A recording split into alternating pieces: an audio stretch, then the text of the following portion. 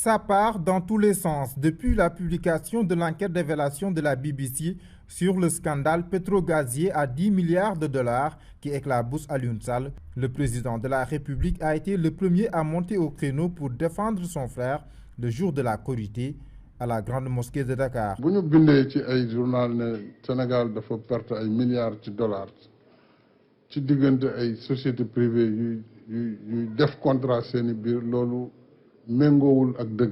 À sa suite, le même jour, le gouvernement du Sénégal, via sa porte-parole Ndeye Tické Ndiaye Diop, va au charbon. Et c'est pour attaquer la chaîne anglaise BBC. La position du gouvernement est claire. Le reportage de BBC est marqué par un parti pris et une intention manifeste de nuire. Le magazine Panorama consacré au Sénégal le 3 juin 2019 est un tissu de contre-vérité. Au moment où le régime fait bloc autour du frère du président, des voix discordantes s'élèvent dans ses propres rangs. Et c'est Moustapha Diakhaté qui se signale.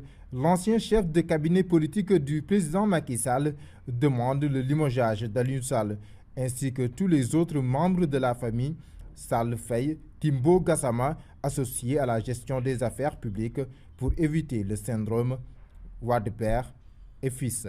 Pour sa part, le ministre de la Justice, Maître Malick Sall, a enfilé sa robe d'avocat le temps d'une prière d'Aïd el-Fitr pour défendre Alioune Sall en ces termes. BBC peut se tromper. BBC peut être manipulé. Et Alioune Sall a dit que tout ce qui a été dit contre lui est faux. Ce dernier, qui soulignait qu'il s'agit d'une affaire privée, finit par activer le procureur de la République pour l'ouverture d'une enquête sur une supposée fuite du rapport de l'IGE dont le chargé de la communication de la présidence, El Hadj Hamidou Kassé, niait l'existence.